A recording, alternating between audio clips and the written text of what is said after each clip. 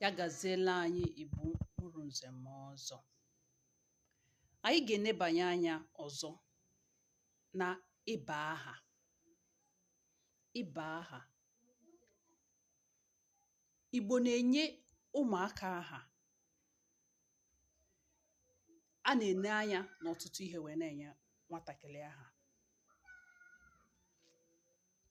Aha ọbụla enye nwatakịrị nwelụ nkọwa, nwere ihe dị omimi na-eso ya. Enwere ike inye nwatakịrị aha maka inye Chineke ekene ihe o mere.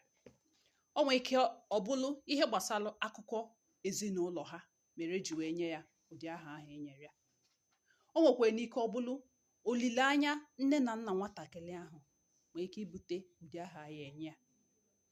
Nke ọzọ nwere ike ịbụ ihe mere mgbe a mụrụ nwatakịrị ahụ maọbụ mgbe ebu afọ ime ya na-eso n'ihe eji wee na-enye nwatakịrị ahụ aha. Anyị bụ ndị Igbo anaghị anọkata enye nwatakịrị aha maka na anyị che na aha anwa na ọ dị ụtọ. Ọ ya mere o ji wee dị mkpa na ijidere aha Igbo gị, maka ọtụtụ ndị chelụ na ọ bụ na ha aza naanị aha oyibo, ịma na ha ma ọ na ha so n'ihe a na-alụ. Nwoke nyelu nwa ya Chukwuemeka, Chukwuma. Chukwuemeka means that God has done marvelous. Chukwuemeka, Nnaemeka. Ọ pụtara na Chineke o mere ihe dị egwu. God has done marvelous deeds.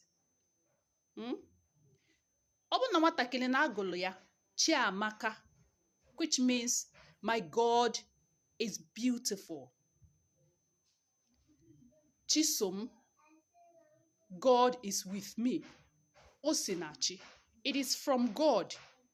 Onyekachi, who is greater than God. Munachimuso, I and my God are together. Enweke naanụ Nneamaka, mother is beautiful.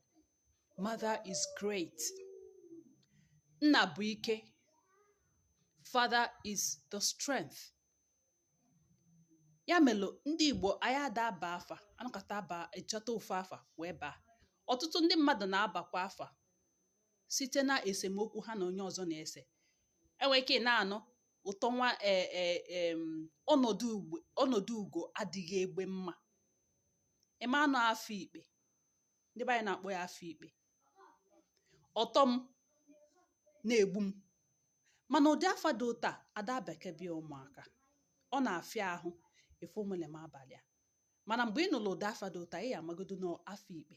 O nwere onye eji ya wee na-agwa okwu.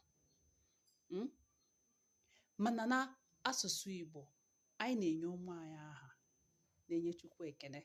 Otu, na-akọ ihe gbasara ezinụlọ anyị, na-akọ gbasara onwe ndị na-abụ ụzọ amaka.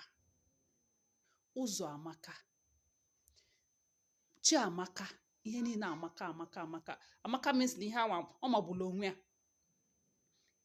O nwere otu ụbọchị onye ofe mmiri na-asị m, all the Igbo, their children is she. I said it's not she, it's chi. Chi means God. You don't come and tell me my own is she. What is she? It's not she, it's chi. Yes. If ọ bụrụ na afa nna abụ ụmụma adịghị rooted in Chineke or chi, kedu ihe ịchọ ka ọ dị rooted in? Ya melụ, ọ bụrụ na ị na-aza afọ Igbo, chọpụta ihe aha gị pụtara ma jidesie ya ike. Ọ na-ewute m ịnụ ebe mmadụ na-aza Joy Samuel. Afa nna gị o jele ebe ị na-etufuzi ya etufu.